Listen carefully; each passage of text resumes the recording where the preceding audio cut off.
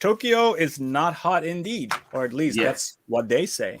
Well, let's just jump right in, shall we? Let's jump right in. Yeah. So, it's a hectic movie. It's based on the real life experience of AV star Yua Mikami, which is used to be an idol and did porn, and now she's doing another idol group targeted to Korea. And now Korea's like, hey, why are you sending us your AV stars? But hey, that's the sidetrack. The movie opens with a film set in Japan.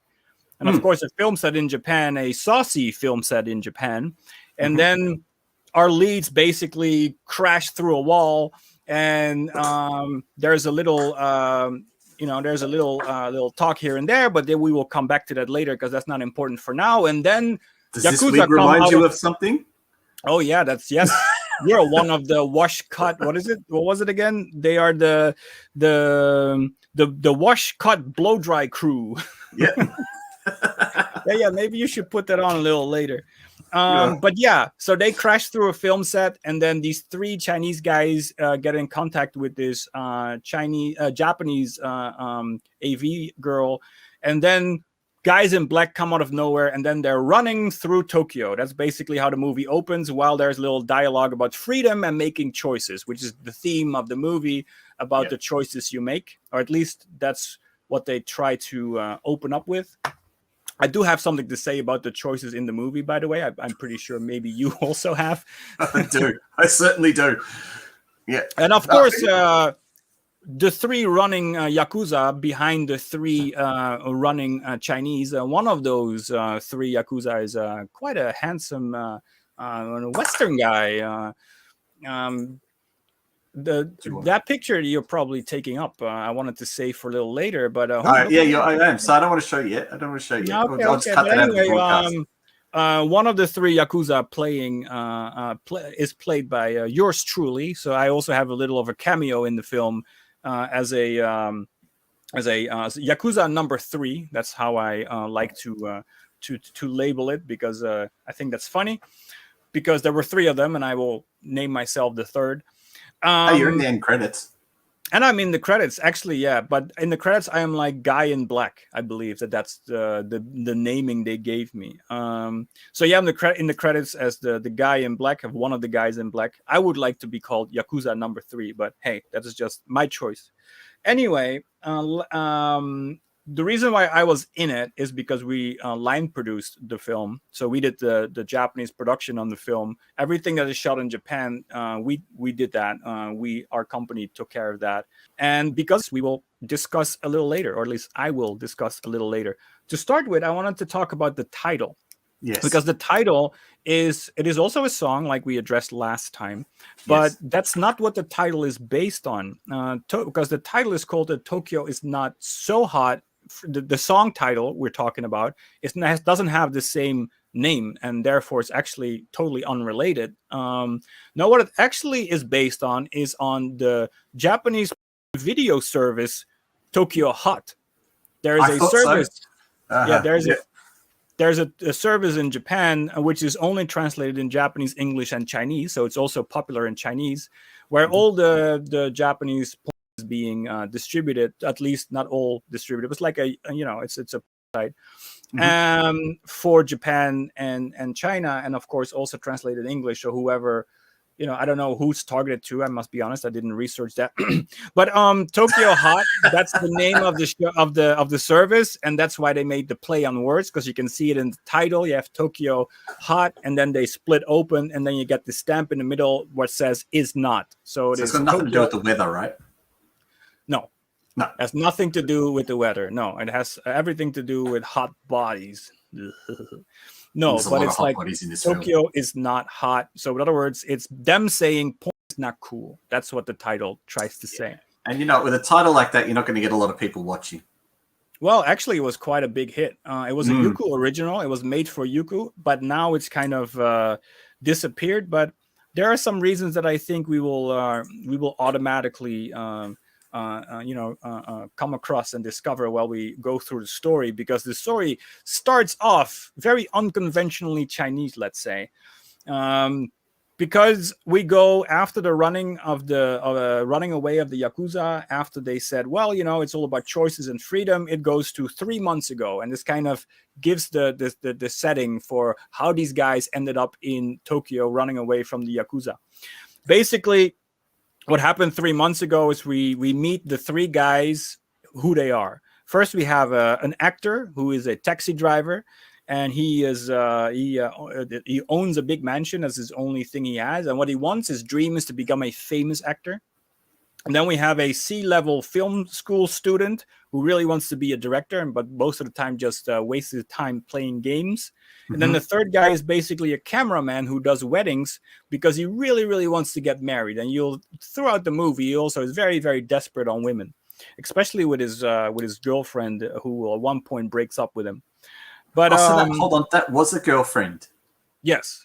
So we were trying to work out why they were sleeping with a partition between the two of them.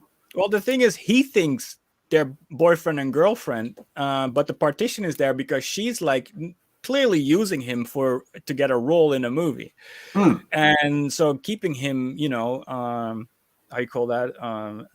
Keeping him close, but doesn't really do it. That's the girlfriend, by the way. That's the girlfriend. Yeah. This is also a funny scene in the movie because she's the clapper girl. She does the slate, but actually she's even dressed up and trying to look pretty while she's doing the slate, while she has no idea she will get cut out the movie. So that's like turns to me. She goes, "Why is she acting like this for? She's just the clapper girl." Yeah, exactly. That's the joke because she wants to be an actress, because she has no idea that all that will be cut off of the scene. But anyway, so these three guys, the actor, the cameraman, and the director, they want to make a movie, a very artsy movie. And then they by accident meet while doing an online video game an idol from they have a fictional group in the film called ABC 48. There's of course a play on words of AKB 48, which is Akihabara 48. They made it ABC 48, and then they get in contact with her because she wants to buy a sword that the director is playing with in the game, and she's of course rich, so she wants to buy that sword because she wants to power up her character. So they meet in person, and all these guys immediately are like totally fantasizing about her. The one wants to marry her, the other one immediately in his pants, and the third one, what does the third one wanted? Well, they both two of them run off to the toilet to clean themselves. I think two of them came in their pants. Yeah. Now, one came in the pants, and the other one was hiding in the toilet. So I don't know what he was doing. I think you know what he was doing. Well, the other one was washing his pants. So at least we knew that he on the spot. Let's say he did. And then, they want to make a non-erotic movie, but then it's the manager who insists, who's the translator and the manager. You should see that these Chinese guys cannot communicate to the Japanese girl, and the Japanese girl doesn't know what the Chinese guys say. So this manager basically, while translating, is pushing her to do sexy scenes, erotic scenes, while they are like, no, we want to make an artsy movie. We don't want that. But then his friends, they knock the director out. And then they basically accept to make a movie or an erotic movie with this girl on the suggestion of the manager.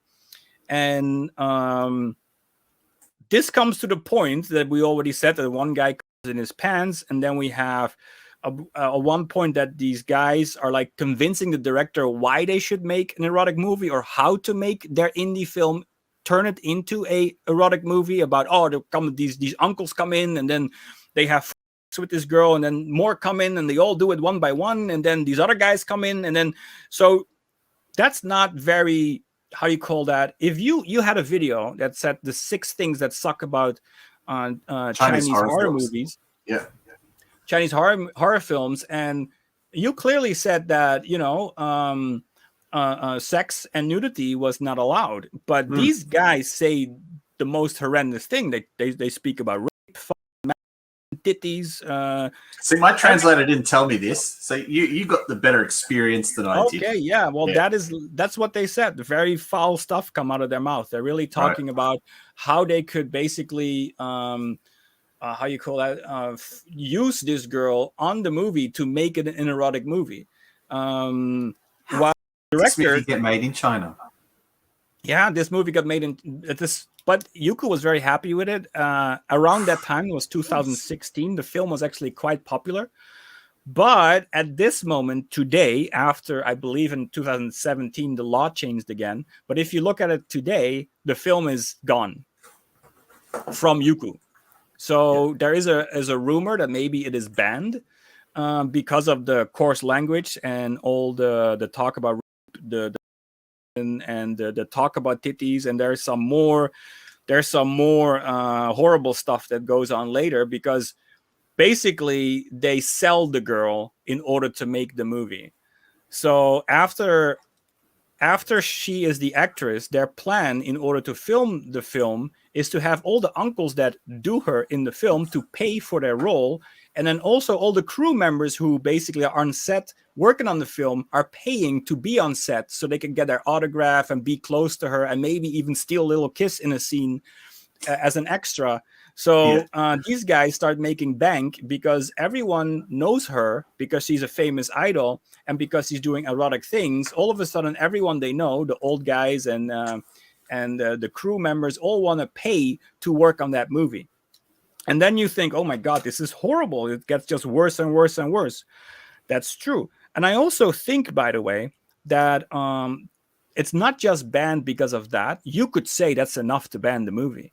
But it's also full with copyrighted material, which I am 100% sure they didn't clear. Now, you could say, well, China doesn't care about copyright. Well, it seems that Youku and bigger companies are getting more anal on the copyright because of the international laws. Can you give me some examples? Excuse me? Can you give me some examples? At one point when at one point the lead is watching, it's like researching the girl, because in the meantime, he already fell in love with her. The director who fell in love with her is researching the idol group ABC, and then you see this clip of AKB48. That's the real AKB48. That music is real music. But during the film, you also hear very popular music from old films in the background. All of that, I'm pretty sure, is not cleared. And I'm definitely sure that all the AKB songs, because later in the film, more anime songs are being used and more AKB songs are being used. None of them are being are cleared. I am pretty sure. So I do think that, and also the footage that is used from AKB. So I'm pretty sure that is one of the reasons, together with the foul language and the change of the law, and of course the content of the film, just is enough to just take it off the platform. And now it's pretty hard to find. Impossible to find. Yeah, it's all, of course, in good, clean fun. Because it is not done as in, oh, look, this is how you should treat women. No, it's actually the opposite, because it's the guys who are desperate who are forcing this, but the director does not want this because he's in love with this girl. And he's also the one that drastically stops everything. Who drastically, basically, he sells all his material in order to tell his friends, we cannot do this, get rid of everyone. And then they're like, yeah, but we got money from everyone. So he basically sells all his equipment to pay everyone back, send them away so they can make their artsy movie. That is, the director forces everyone offset because he wants to make a real artsy movie with this actress who he's now, slowly, secretly in love with. Yes. Besides that, the funny thing at one point I have to address is when these guys start doing an audition without the director. So the director wakes up the next day and then she's already there in the apartment. On the apartment, having a camera. Actually, basically, it's not an audition. Actually, they already want to shoot the film right there already. Those friends are already having the camera there. The girls there, the manager's pushing like, all right, go. And they basically want to shoot the film. So this director comes out, it's like, what the hell's going on here? So he stops everything. And then it kind of turns into an audition where she very awkwardly has to sing and dance before them because the director wants to see different talent. Because he's like, I don't want to see her doing erotic stuff. I want to see different talent. So she sings pretty and painful. That bit. Yeah, but we were in that same situation. To be honest, that's exactly how auditions are, by the way. Because you should see that every time when an idol girl comes for a acting role, it's the same thing. They come in, they have their routines, but there's no music. So they have their phones. You hear the music very faint in the background, and the only thing you hear is the clicking of the shoes on the ground while they're singing and dancing with a fake microphone. to show their moves. Let's say we've been in that situation a lot. And actually, the original AV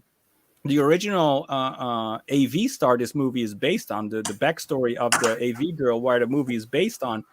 We actually went to that girl in order to talk to her for the director. So we also had the same situation with her. There we go, Yua Mikami. We actually had a meeting with Yua Mikami. Me and my CEO, we went to the office of her management, and then we were sitting there. Well, on the laptop with Zoom or Skype, whatever, we had the director and what they call in China the executive director. They were just sitting on side by side on a laptop while we were sitting there right in front of Yua. And she also was asked to sing and dance. So we had literally the same situation as what happened in the movie with the actual director, while Yua was doing the dance and the singing on a very faint audio of a smartphone, while we only hear the clacking of the shoes and her moving around, while the director was sitting on the laptop with like a greasy smile on his face, let's say. How did she go? Is she all right? No, she does all right, because she was an idol. So it was more like, well, you do something else now, but the role still needs you to be an idol. So could you still show some of your idol moves? And that's what she did at that time, because at that time she didn't do the new idol group yet. She wasn't in the one targeted to Korea yet. So at that point she was doing only the AV, only the adult video. But anyway, yeah, we were exactly in that situation. But there's also a little cameo, not a cameo, but a little extra role of a little kid that acts adult, and that's of course a joke in China. That Chinese think that's super funny, having very small children acting like they're adults. Like is the kid that asks for his money? Yeah, the little kid that is sitting beside him, like, so what you gonna do now? And he's like, I have no idea. It's like, so, but when are you gonna give me my money? And then. So basically, the fact that that little kid sitting there eating ice cream and basically borrows, older guys' money and is done acting like a big adult, and then even asking money back. That's a joke that happens a lot in China. Chinese think that's pretty funny to have like little kids acting like adults. So that they put that in the movie as well. I think it's only twice. One time in the staircase, and another time when the kid actually wants to make the movie. Yes, when everyone else runs away and it's just a little kid left behind. Yeah. Yes, that's the same kid, and then he wants to be part of the film, let's say. But anyway, so after all the dirty uncles and the fans are on set, before he stops the AV, the erotic version of the film, let's say, there's a little romantic moment with him and the girl when he walks her home. So then we show that he is, he is falling in love with her, and there is a connection between them. And then because of that, he really decides to stop the production and make an indie film. And that's what they do. They get rid of every guy on set, and then just make the indie film they want to make. And then she goes back to Japan because her time is up. She was there for a certain reason we don't really know. And then she goes back to Japan. But of course, she goes back to Japan to do porn. We know that. Well, she's kind of forced to go back. She's forced to go back because later on, there's a character we meet that basically runs the entire show. She's forced to go back because she was there for. I'm not really sure why she was in China to start with. To be honest, I missed that. Did you catch that? Sounded like she was escaping. But I thought it was weird that she was escaping with a manager, so that didn't make any sense. Yeah, that's weird. But the manager did push her, and she did it because she wanted to practice, basically, doing erotic stuff, because she knew what she was going to do. She already signed the contract. She knew she had to do what she had to do in Japan. We don't know as an audience, though, so I continue. 3 months later, we're basically getting slowly we're getting back to the moment where the movie began. But the guys made an indie movie and they get attended to a film festival. So they're like ecstatic. They're so happy. And they will get money if they go there. So they decide to just go to Japan and get the reward and attend the film festival. And because they won, right? They made the indie movie. They didn't do erotic movie. They did an indie movie. So now they won. and people praise their movie, and now they're going to Japan to collect the prize. And then the movie has a lot of location hunt footage, or at least all the footage you see kind of in the while we're in Japan. Most of that footage, that environmental footage, that's all from the location hunt when we were location hunting in China. In Japan. The Chinese have this thing that they like to shoot footage already during location hunts, which is not conventional. It's not what normally is done. Normally, you just focus on locations and then you come back later to shoot everything. But the Chinese have a hand in shooting at location hunting, like immediately having environmental shots and stuff like that. That is a thing that they do more regular than the Japanese or the West in for that matter. And but anyway, there they are at the festival. The actor get a reward. He's now a famous actor, but then they get brought into this shitty little office with this wacky little producer, and then it seems that their movie was re-edited into a porno film, and where they are is a porno festival, and basically the guy wants to sign the lead actor, which is the actor guy of the three guys. He wants to sign that guy for three web movies, 3 erotic web movies, and everybody's a fan of this actor all of a sudden because he is now, and then they see a shot of their own movie, and then they basically see this actor doing his indie dialogue, but then they cut in with basically a body having with a woman, and that is all cut into their indie film. So it's what like happened, Caligula. Remember Caligula? Yeah, I remember that. And actually, Caligula is the same thing because that also happened. It was a normal movie where one director decided to add in extra saucy scenes. The Penthouse guy who owned Penthouse. Yeah, that happened exactly with this little movie. So their little indie movie got picked up by someone, and he put little saucy scenes in there. Of course, because the girl's in there, because she is now an AV star, so they made this movie into an AV film so they could sell it. And but actually there's more behind that story, but we will get there in a second. But anyway, point being is that they get a reward, but they reject it. They're like, what the hell, you made my indie movie into a porn. And then the producer's unhappy with their reaction. They throw the award on the ground, and then they have to give the money back. And now they're on the street in Tokyo with no money, basically with no clue what to do. And then they decide, our movie was stolen. You know what? We should find who stole our footage and ask money from them because of copyright. And that's their plan. And then they decide to transform themselves into rough, tough Yakuza group. And then they become the wash, cut, blow dry crew. And then they go. I've got a photo. Yes, there you go. Now they are the wash, cut, blow dry crew, their own Chinese Yakuza group. And then they go to the company to get money for whoever got their footage. But they kind of, I guess, found immediately who the company was behind it. I guess it's on the DVD. I've never explained how they found it. And then they go to the company to ask for money because they stole their footage. And that's where I want to have a little intermission